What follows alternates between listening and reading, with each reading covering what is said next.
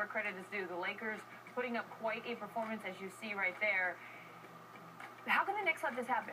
That's a great question. I guess this is why Phil Jackson is getting $12 million a year, because this Knicks organization is absolutely broken. And Mike D'Antoni's system does rely on three-pointers. I'm sure they were very motivated trying to humiliate Phil Jackson. He's in the house, but 51 points. That's more than humiliation. That is an epic beatdown.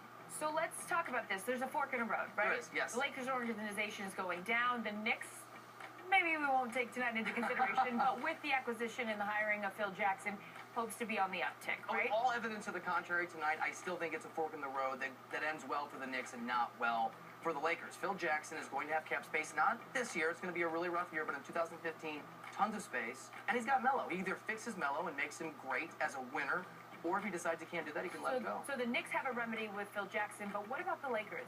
Well, I mean, I guess if they can score 51 points every third quarter, they'll prove us all wrong. But in reality, they still have a terrible, terrible contract for Kobe Bryant. They still have You think that's a terrible contract? I think it's absolutely a terrible contract. He's a great player, and he's not worth the money that he's getting paid. It's going to be bad for them in the CBA the next 2 years.